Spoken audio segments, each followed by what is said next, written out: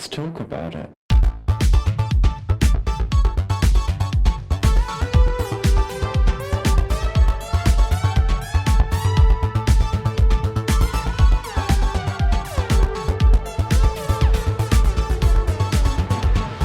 Hello and welcome back to Thicc Radio, the award-winning podcast where we talk about gaining, fetishism, and everything in their orbit. I'm James. And I'm Tim, so let's get into it. Today we're continuing our series of dinner table talks. We've got a couple of guests with us, and I'm going to let them introduce themselves one by one. Hi, my name's Paul, aka Zaftigspice. I was previously on an episode called A Non-Gainer Chub, and one of the previous dinner talks about obesity and religion. Hi, I'm Brian. I go by Garrick Online, and I've been on Hypnosis and Corruption. Hello, everybody. I'm Josh. I'm hungry.hungryhimbo on Instagram, whyhellohairy on Grommr, and I was previously on a religion episode. But thank you, everyone, for making time to be with us here tonight. This is a real pleasure, of course, to bring all of you all here together. You're all some of our favorites. We love to bring you back for these conversations in the round.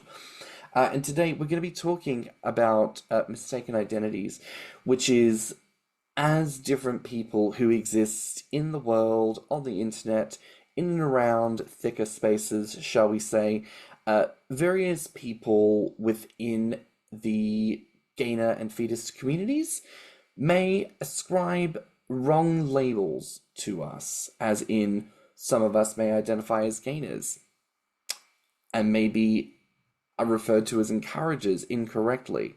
Or maybe in some instances are referred to as gainers when in fact are just lovely, delicious chubs of a non-gainer status.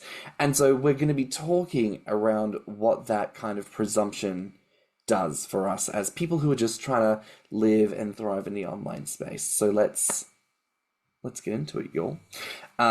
So to kick things off, I would love for each of you to just describe how each of you has come to identify with the particular label or labels, if you pluralize, labels that you may use in the gaining community and in the wider bear chub spaces. So for myself, I identify as a lot of labels, actually. Gainer, encourager, feeder, bloater, temptress. I typically do not frequently put on there that I'm an encourager on most sites, because it seems to get me stuck in a certain path when it comes to conversations with people. But yeah. So I identify as a chub. I'm not a gainer, which comes as a surprise to a lot of people. I found, I identify as a queer man, and I don't mind when people assume that I'm gay as opposed to queer, because that's the sexuality that I identified with for a long time. But those are the two labels, for the sake of this conversation, that I use regularly.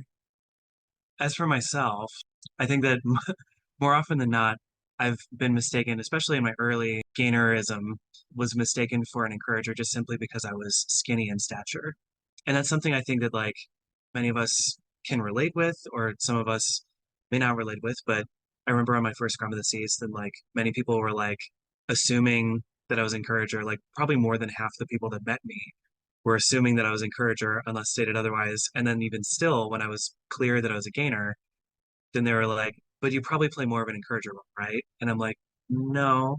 I love to get fat just as much as everyone else loves to get fat, but I just don't look it yet because I'm still young in this journey.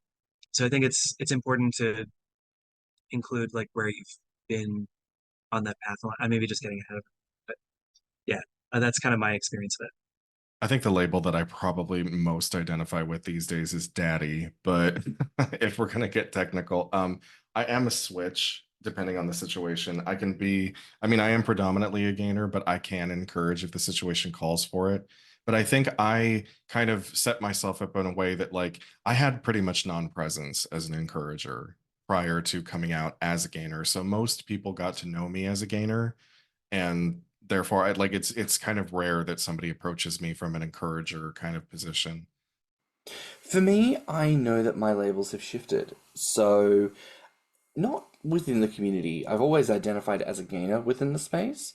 Josh, I think very similar to what you've expressed, I've encountered a lot of people over the years that have expressed an idea that they've presumed me to be an encourager simply because I am not the size at which they would expect a gainer to be.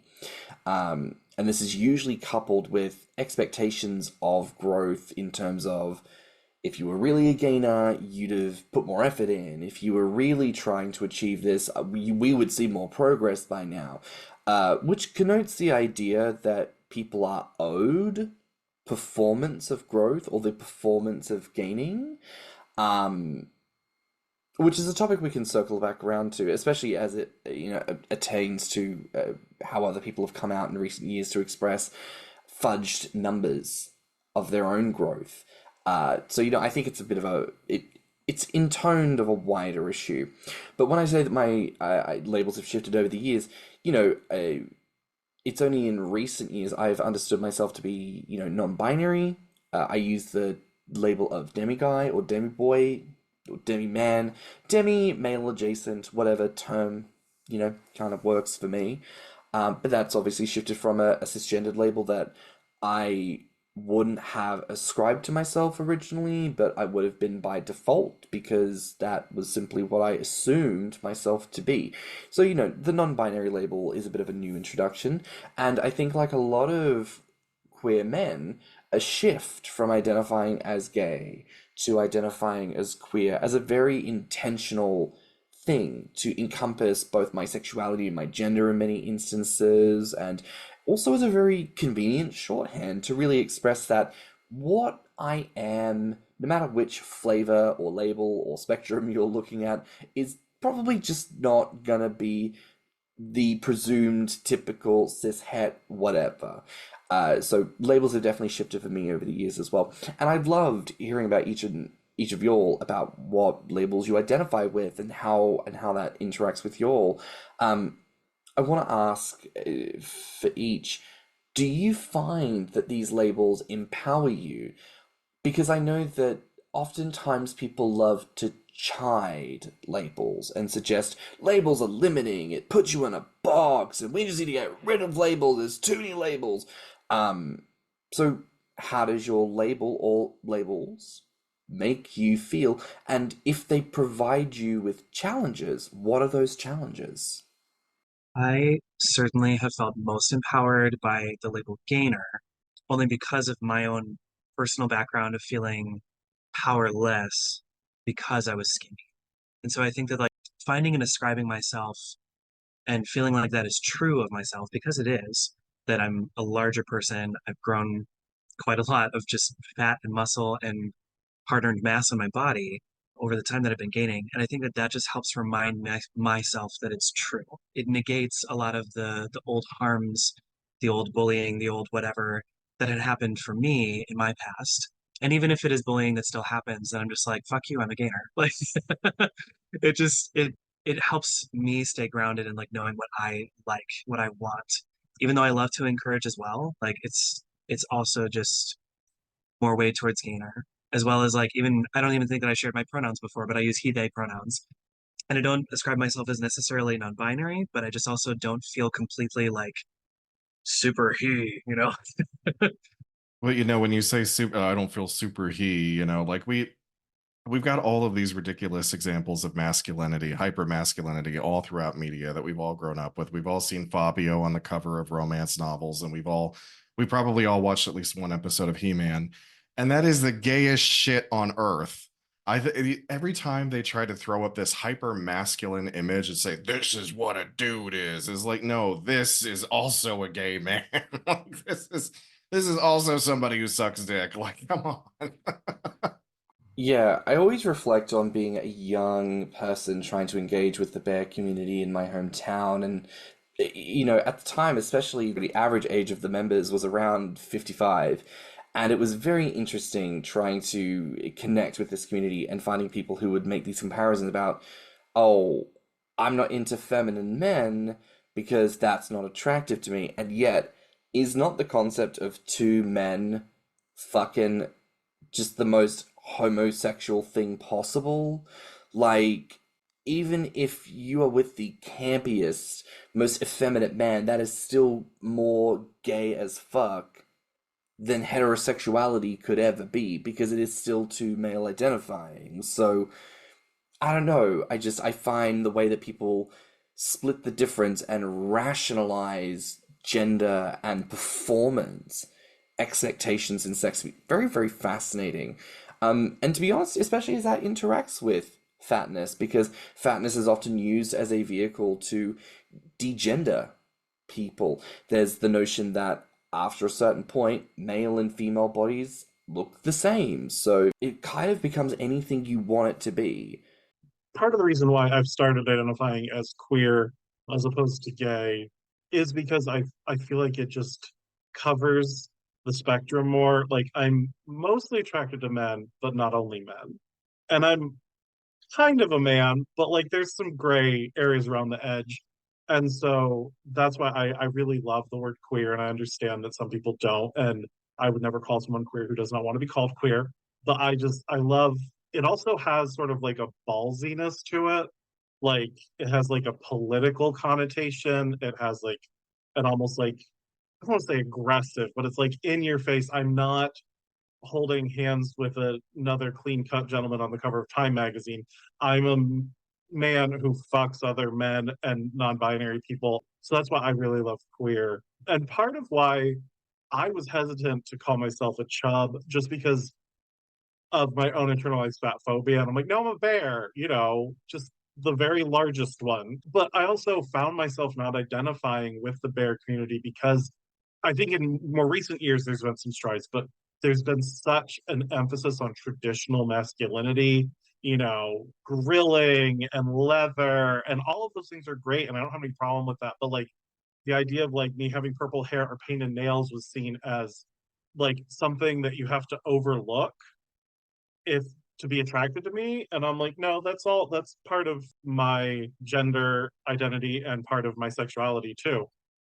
And so I was finding that the bear community was just prizing this sort of over masculinized idea of masculinity, Fabio only chunkier.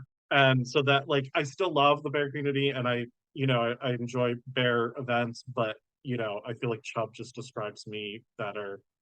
For me, as somebody who frequently struggles with communicating my own thoughts in a simple, concise way that's coherent to everyone else, I use labels as a way, as like a shorthand for who I am, just so that people can get across, oh, okay, like this is the general idea, which is part of the reason that I stopped using encourager as a label for myself, because as much as I love to encourage and support my friends, I don't have the energy to encourage every single person. And I definitely don't have the bandwidth sometimes to encourage the people that will not let me escape the encourager label. Because I have had quite a few people that once they find out that I'm an encourager, I'm nothing else to them. So it's become this, like, I'm going to step away from this, and if I like you enough, I will support you, and I will do it frequently. I'm a guy. I won't even say man.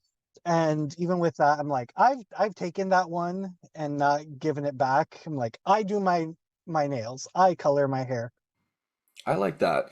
It's interesting that both, Paul, Brian, you mentioned nails. My mind goes to someone like Beltran from Spain, who's a very prominent bear, often celebrated for appearing very masculine in a very traditional manner, but often wears a lot of glitter, paints his nails, and is represented as one of the most prominent bears in Europe.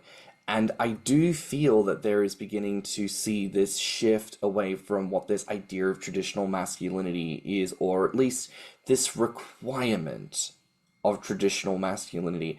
And in many ways, again, I feel like this is the beauty of what bear can be.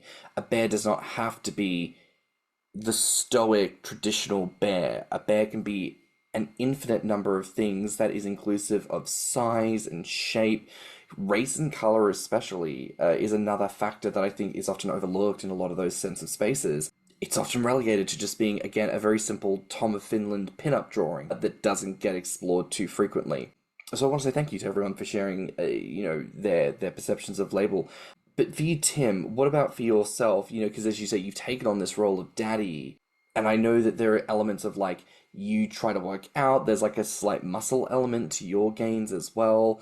Is there a particular reason why you don't necessarily use muscle gainer? Like, talk to us a little bit about that as well. I think the reason I don't use muscle gainer is because I'm not that committed. I'm not the kind of person who works out routinely. Like I have a Bowflex in my basement collecting dust because I'm just not committed to the actual effort of muscle gaining. And I think that's why I never used that label. And daddy just seems to fit better because, I'm getting older. I'm 41 now. I've got a lot of wisdom to impart if anyone wants to hear it.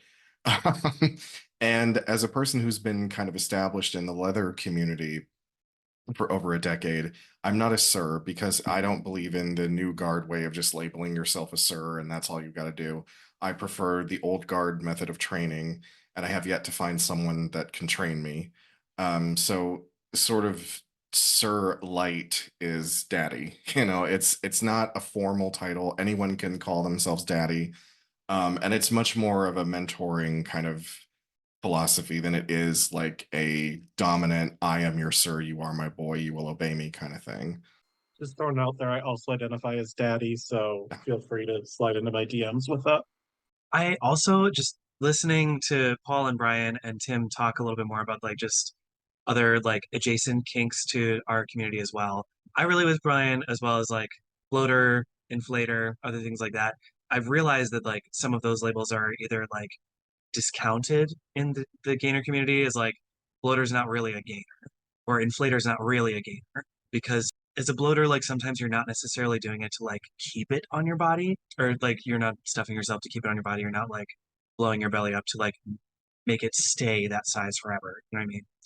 And I think that those should also still be honored just the same, just because there are other expressions of gainerism or like instant gaining or whatever have you, because they're still helping us live out our inner fantasies in some way or another. Similar things with like leather community. Tim and I share that we've both been out in our proud leather gear. I think Tim much more than I, because you have just a lot more gear to show for it. I've been in it for a lot longer. But even like last claw when we got to go together, then I got a new leather piece, but I was also feeling rather flamboyant in said leather piece because it had like some flashy hardware and I felt cute in my earrings and my long hair around it and jewelry and like other stuff that people that do leather mostly don't do that. But I feel like queerness intersecting with leather is starting to overlap those things, like people that paint their nails, et cetera, et cetera. It's changing. It's changing a lot. Like you said, you and I were at Claw together, and I was really surprised at the level of diversity that happened this last year. It's been kind of a rough road. Like I said, in that community, there is an older statesman kind of thing where they are not necessarily like that welcoming to outsiders, but there is a growing movement in leather among younger queer people where they're celebrating queerness along with their leather aesthetic. I love hearing all this, and when I think about what my labels do for me, identifying with that non-binary sense of being a demiguy, for me helps to express and understand a sense of how I've always felt with regards to my own body and my own gender understandings. And certainly gainer, much like you've expressed, Josh, like I feel so much more sense of myself and my own self-love being in a larger body than I ever did being in a smaller body. So the main theme of today is the idea of being mistaken for something else. And I think a tone that is cropping in here is the sense of when you maybe are multiple things, but people treat you one particular way because of one particular label. Brian, much like you said, you might not express to people that you're an encourager because people will pigeonhole you as an encourager. Josh, you might not open up about being a bloater because people might have a certain perspective on how they feel about bloaters and that idea and how that might make you feel.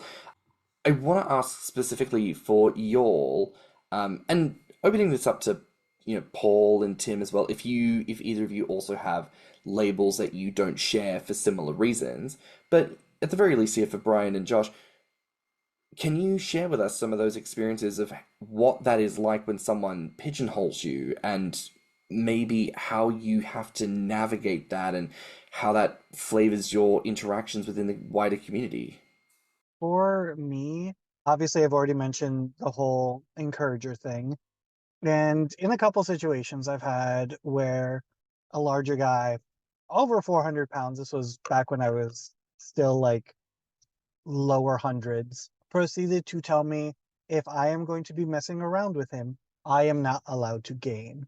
My job is strictly to encourage him and feed him to a larger size. I've also actually had one more recently within like the last 3 years. Someone proceeded to tell me that I would be giving them head and would be bringing them food. And I'm like, sir, I am not a little twink anymore. I also need to eat. I have needs that need to be met. So we're not doing this.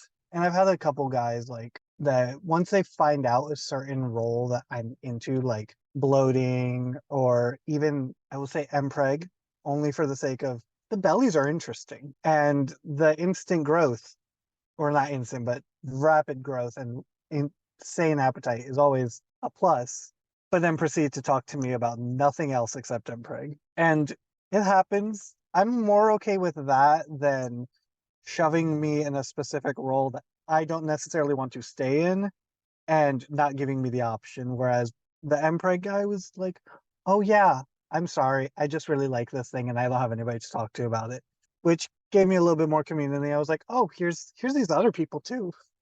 Yeah, I share that with you, Brian, as well, about like the Empreg stuff, that it's just from talking with more people about those things that like are not as integral to me, but I still appreciate them.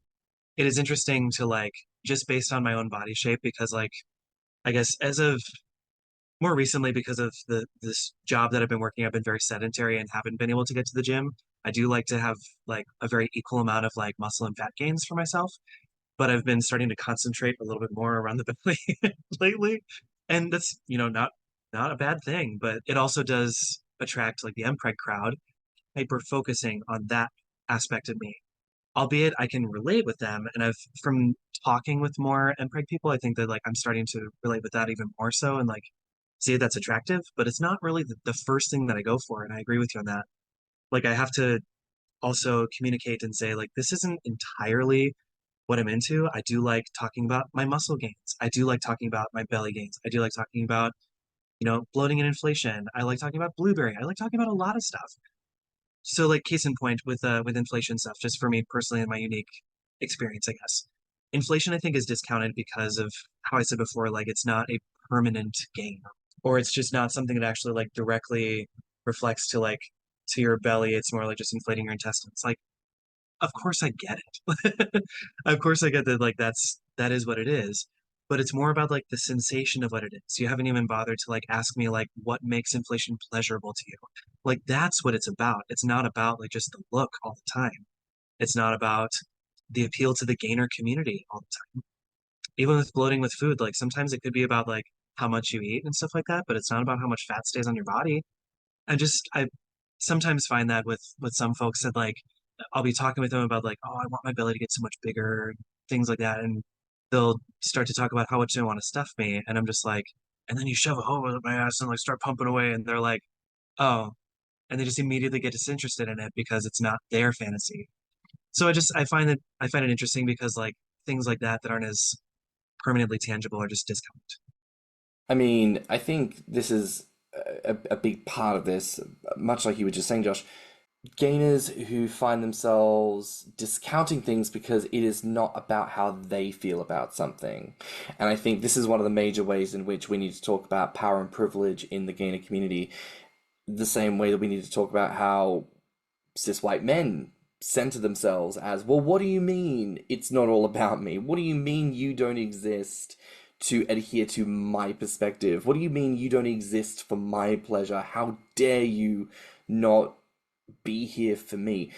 We talk about this here on the pod as well, that within gaining, we already know that there are several avenues that people enter into gaining from. There is very clearly an element of feeding. Like, just feeding on its own is a thing. The actual appreciation of fat and muscle and human mass itself is another separate thing. And then the transformation that comes from gaining is another separate thing. So we all already know that people enter into gaining with different reasons and motivations and specifics about what they like and what they're fascinated by and what motivates them. So we really should not be surprised that there are other elements to the wider narrative as well, like inflation, like encouraging, like bloating, like padding and stuffing. And many of these things are things that we ourselves, like I don't identify with any of those things.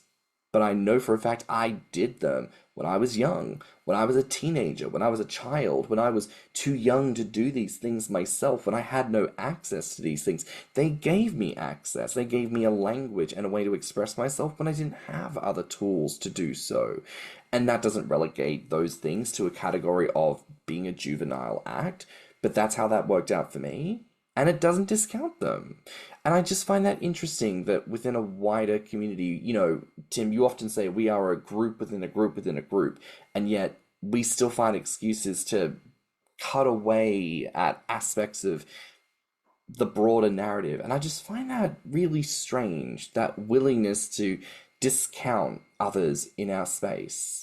To infight and to still and to carry on this idea of like, I'm part of the elite of this subgroup of a subgroup, and then everyone else is just sort of there. Like I don't understand. Like I've never understood the infighting that goes on within marginalized groups, but it happens in all of them. And I don't know if that's just because we're also used to having to fight for a spot that we continue to do it amongst ourselves. Like, are we set up by the patriarchy? I really don't know. That's a little too philosophical for this hour, but what's funny is a label that I used to get all the time when I was young doesn't happen so much anymore, but it happened a lot when I was a Twinkie, was bottom. And they were never right. But I got that one an awful lot. I have found that there's like two camps within appreciators of chubby guys that assume that every fat guy is a bottom or assume that every fat guy is a dom top, and they will not be dissuaded from this notion. Because I'll be like, oh no, I'm first, I like it all. And they'll be like, no, you are going to bottom for me. And I'm like, well, with that attitude, they just make demands on you like that. They just say, you will bottom for me. Oh, I'd kick a guy in the nuts if he told me that. You will bottom for me. The fuck I will. That's the fastest way to get me to not do anything. You're not even getting ahead at this point.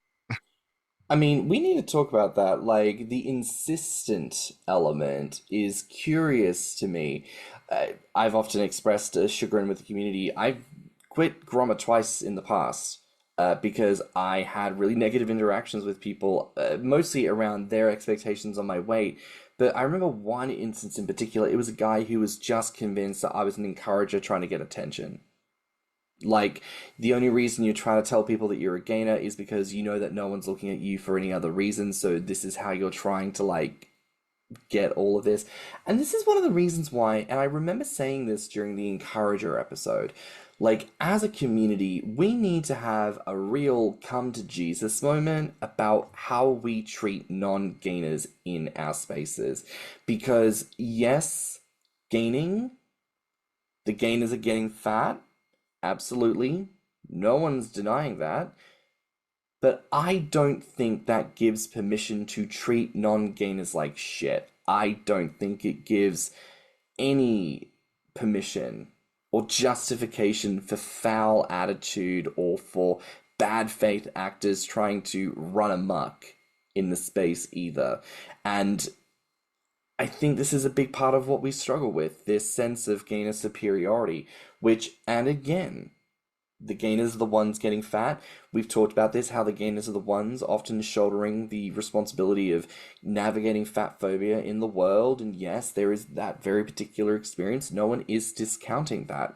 However, that being said, why is it that so many people end up feeling disenfranchised by the community? And I think a lot of it comes down to how, as a collective, gainers treat non-gainers poorly. and just putting it out there to people if anyone has had that experience. Yeah, I totally want to piggyback off of that, James, because I've heard so much dialogue just aimed at encouragers for like quote unquote doing their job. Like, what the fuck is that about? I don't believe that any of us are doing this as work. Like, if you're doing gaining or encouraging as work, then that seems like that's like you're in this for the wrong reasons. You're not in this to like enjoy your damn life. Let me further define this. Like, specifically in regards to encouragers, I see a lot of like old guard of gainerism being that encouragers should be there to serve the gainers, and that is their primary function. But it, I think, creates such a terrible imbalance of power, much like the binary we're trying to escape, many of us.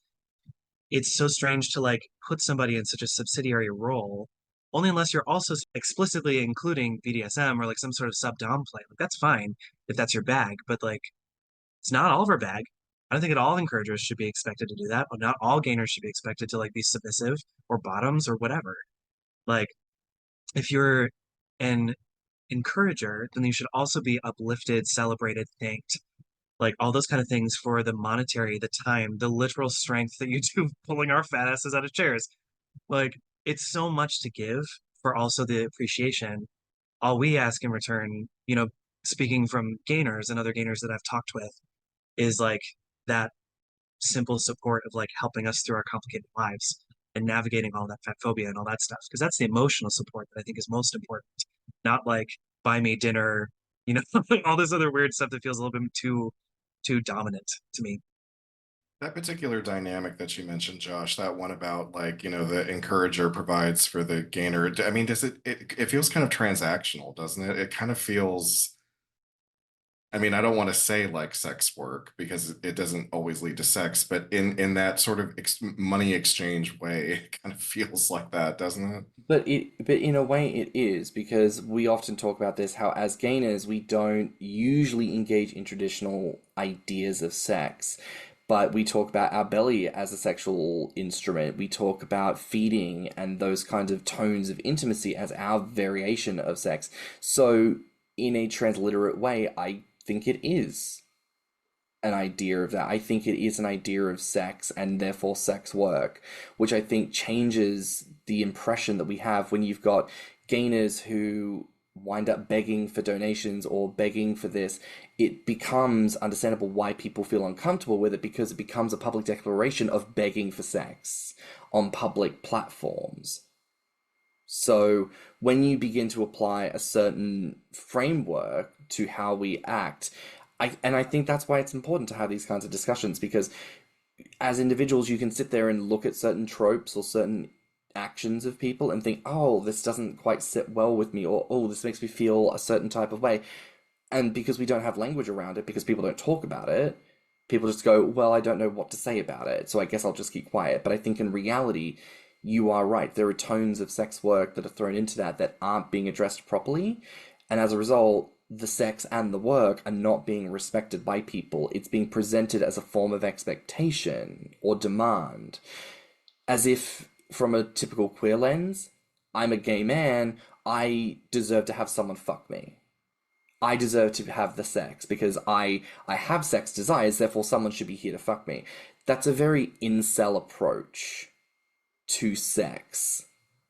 It's funny because there was somebody who I've met recently who identifies as a gainer, but doesn't ever talk about it because their own struggles with it. This idea that they have to constantly gain every single week, every single day. And I'm like, you can still be a gainer. You like, if you don't feel comfortable continuing and like all this stuff right now, you can take a pause.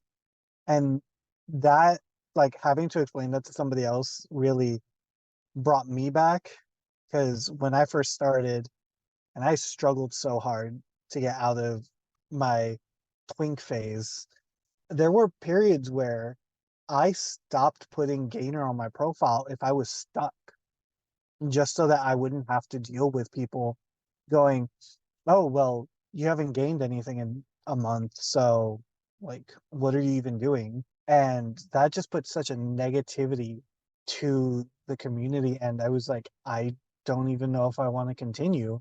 Granted, it was thanks to other people who were like, no, you're still valid. And that framework put it into me to help this other person. I was like, it's gone full circle. That's something I can definitely identify with. Like, I have considered many times just switching the labels that I have on various sites to maintainer because I kind of feel like that's all I've been doing lately, still stuck on a plateau and feeling like I'm never going to get past it. But I never want to change the label because I'm like, I don't really think that that's what I am. I don't feel like I just want to maintain it this weight. I want to continue getting bigger. So maintainer doesn't really apply there. And yeah, I totally get how that gainer could feel about like, oh, the pressure to constantly be putting on weight. It is because you go on Instagram or Grommr or any of the other social media sites that we have a presence on, and you see people's progress, and you keep thinking to yourself, well, I haven't made it that far yet, so do I even count as a gainer at this point? I know we've referenced the situation on the podcast before, but a couple of years ago, there was a moment that occurred on Grommr where a very well-known gainer was reading at 400 plus pounds, and they basically came out and said, I'm barely over 300. And they owned up to having fudged the numbers over 100 pounds of weight that were not real. And they expressed that the reason why they had done this was because they were feeling the pressure from so many members of the community for them to continually grow. And they had grown a little bit over that time, but they'd expressed that they weren't seeing the same results that they had done once upon a time, and that their interactions with people felt coded and dependent specifically on their own ability to present and enact growth for people. And that to me pointed out two things. First of all, that people don't know what fat looks like, because this person was 300 pounds and they were like, oh, I'm 440, and people were like, yeah, he must be because that's the number and he looks bigger, but he wasn't. So people don't actually fucking know what weight looks like on a given body at any given time. Also, like, if we don't know this by now, a couple of different inches in height, y'all, can mean that 300 looks fucking obese on one person and anemic on another. Like, height is a factor, biology is a factor. God damn it, we need to figure this out by now. But the second thing that's pointed out is that people really don't understand we put so much pressure on one another to perform the idea of growth, and that there is no opportunity for peace. In our last season, we did an interview with Riddick on being enough. How do you feel enough in your own body and in your own self? And I think that's a difficult thing to find in our community because so many people present an expectation of transformation. But I actually want to go to you here, Paul. Like, all of the rest of us here are obviously members of the community. We're expressing very clear dynamics of stress within our own space. As a member outside of the community who often gets presumed to be a gainer, do you feel like you ever catch flyaways of these types of conversations? I can't remember when this was. It was a few months back on TikTok. I had done just one of my little dances like I do sometimes, and somebody commented and they said, "Boo, you lost weight. You still look good though." And like I had this moment of how I lost weight, first of all, because I don't keep track for my own mental sanity. I don't keep track, but I had changed some things about my diet and my lifestyle because I was trying to avoid having to be on metformin because I did not like the side effects. I was trying to get my A1C down. So I checked. I'm like, oh wait, I've lost 25 pounds, like without realizing it. But I also have this moment of I'm not intentionally losing weight, but what I've done so far has caused a change, potentially could continue to change further. Am I going to lose the people who appreciate what I look like now? Because I've been so forward about having a large belly and showing it off and showing off my body. And if my body becomes different, are the people who appreciate it going to still be there? And, not that I intentionally built a social media following off of that, but that's where it came from. And what would happen if suddenly I'm 100 pounds lighter? Are my numbers going to go down? And do I care? That was the second part of it, is like, should I really be thinking about my social media following in relation to something that I'm doing for my health? Or even if I wasn't doing it for my health, like, should what people think of me affect how I feel about my body and changes that are happening? I've had super chub friends of mine be worried that if they lost weight, their dating pool would actually shrink because it was going to remove the chaser community from their, their dating ability. Because I mean, if you're a chubby chaser, that would basically mean anyone that is considered overweight would be someone that you're willing to date. But, some chubby chasers, they want them super big. They just want the biggest boy that they can find. And some of my super chub friends who have been close to 500 pounds have worried that if they lose weight, then none of my chasers are going to want me anymore. They're going to stop dating me and I'm going to wind up alone. But then it creates this turmoil in them because a lot of them did want to lose weight for various reasons, either aesthetically or for health, because they were starting to develop certain problems. But then they felt like they had to remain that big just to be able to have sex with someone. Something that's worth considering here is how many individuals who are attracted to size express a sense of this concrete notion of that attraction. Meaning, if you identify as a chubby chaser, and I think many of us here are, because we specifically like larger people, that is something that doesn't go away. That is a firm direction in my sexuality, right?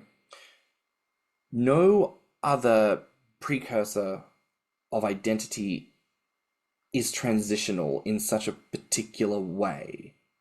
If you have a specific attraction towards people of a certain gender, that very rarely fluctuates unless spectrum is engaged within that.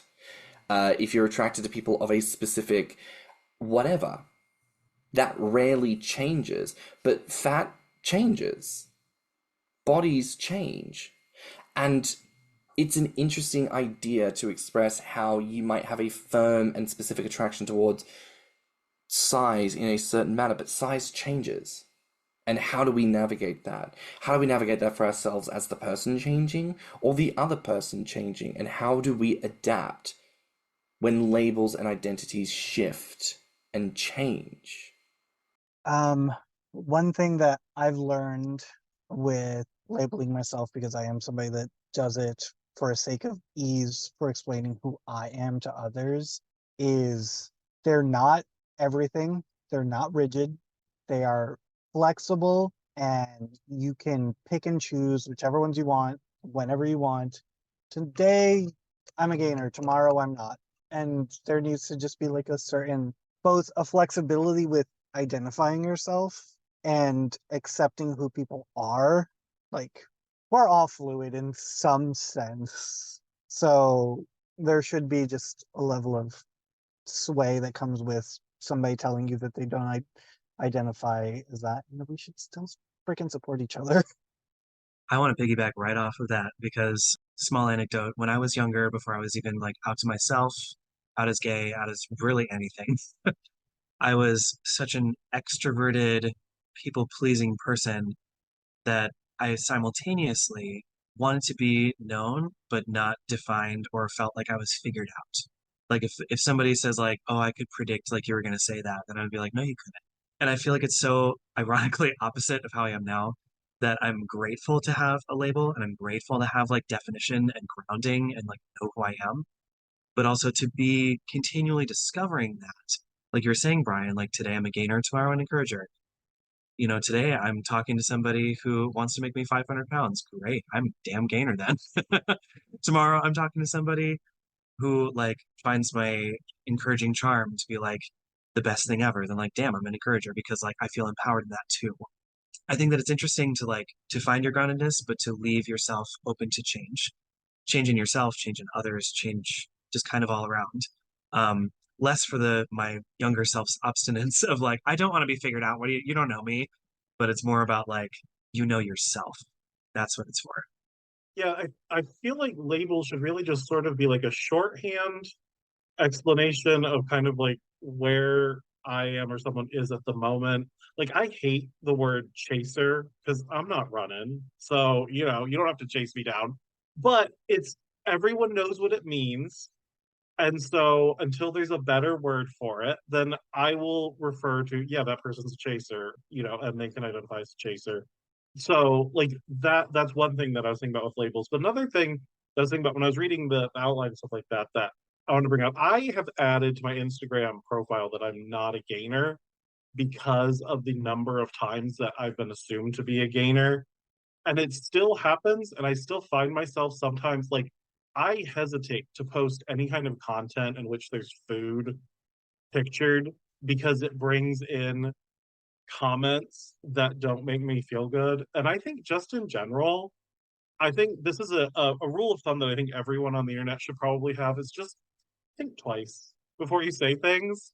Because just sort of to assume that you know, and I get beyond gainer, beyond other things, I get people who just assume they know things about me because they've liked a half a dozen pictures that I've posted and seen a TikTok and just sort of like take the time to get to know someone as opposed to coming in with a predetermined script of how you want this conversation to go.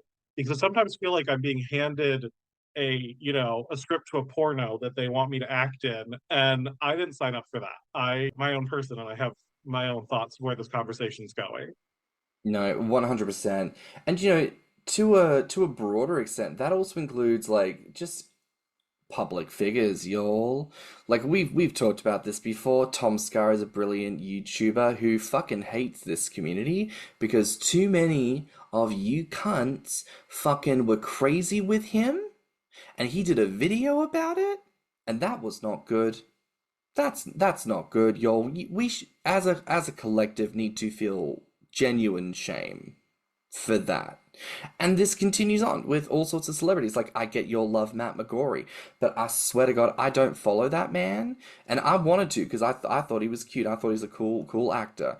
But I don't know how long ago this was now, but like he'd posted like one of the last fucking like body shots he'd done. I saw people whose profiles I follow commenting what a fat fucking hot pig he was. I saw comments from people, and I'm like, that's gross. That's fucking gross. Don't do that, god damn it. Don't do that.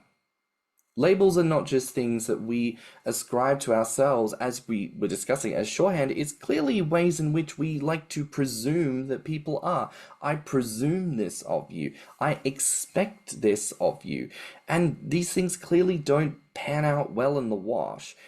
We've also got a collective of people here who've expressed that they would be very happy to have other engagements if people did so respectfully, but people just seem to really fucking struggle to do the respect element, which I want to say surprises me, but makes me feel despondent that it doesn't surprise me, that as a collective, there is not enough of that respect. I want to ask here, as a closing query for all of you, what do you think we need to do with this? We've had a very varied conversation tonight about labels and what it does for us and all of this, but when it comes to doing this better, respect and understanding, what as a collective do we need to do here? I would say just at least start with asking more than assuming.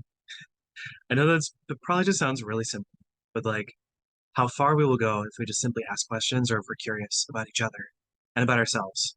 I know that there is something to be said for like those of us that are new in the community or have not figured that out about ourselves yet. We're still learning. I'm still learning about myself a lot, but I think a lot will be figured out just by being curious, asking why, asking how, asking what makes that pleasurable for you. I'm curious to know, even if it's not my thing. It's a part of learning each other and becoming more empathetic. You know what these conversations always come back to for me? It's the consent conversation again, because I'm from a time before anybody asked for consent before they did what they wanted to do.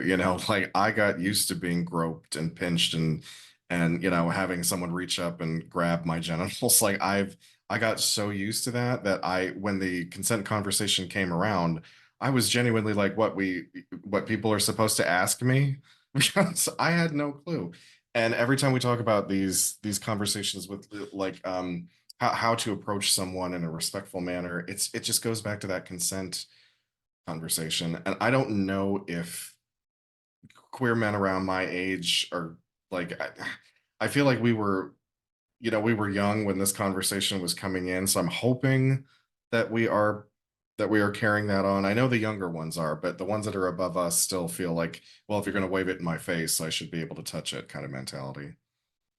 Just having a conversation, having a back and forth, and checking in with people, because we all kind of evolve, and I think we kind of get stuck in our ways and forget to be like, what's different? Like, are you still with this? Like, did you discover anything new that you might be interested in? And just like having that conversation, making more of a community that is a little bit more open.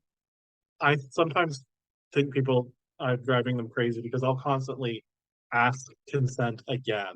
Like, we haven't had a conversation in a couple of weeks. I'm not just going to come in hot and heavy with, nudes and, aggressive sexual talk, because I don't know where you're at right now. Like, are you feeling it? Are you interested? Are you sitting next to your mom?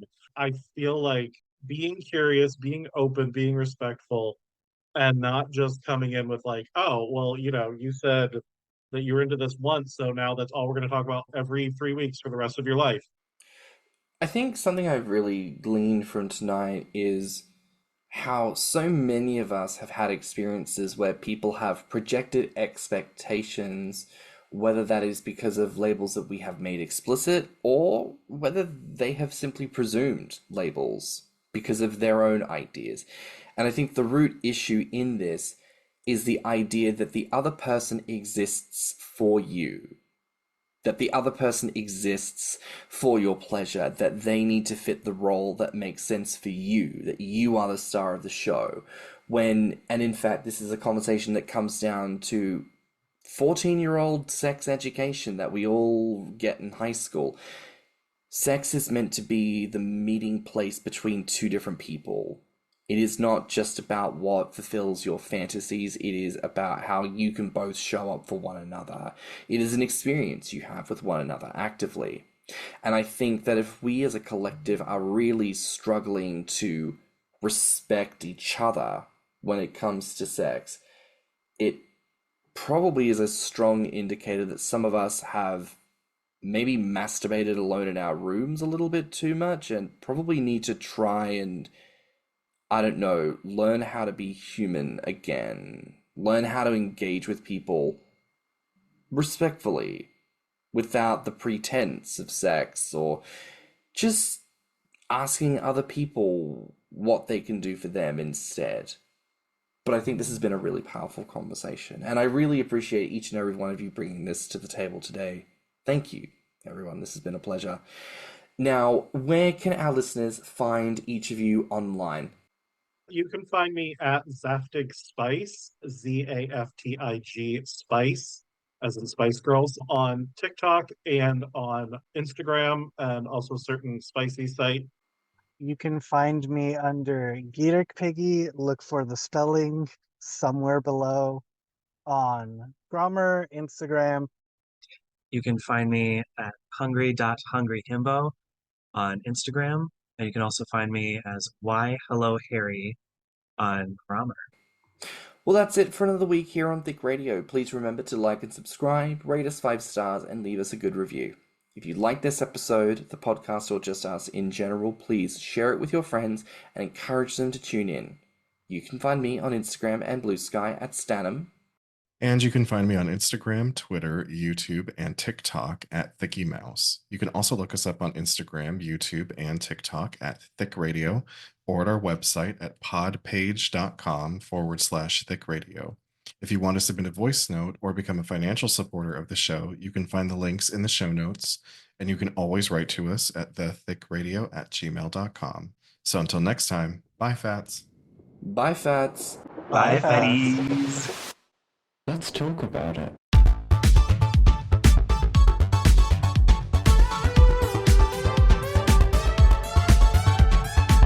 Thicc Radio is a Patreon and Anchor app podcast produced by Stannnum and Mouse. Mixed and mastered by stannnum. Our artwork is provided by Lokitu. Our theme song is provided by Spotify.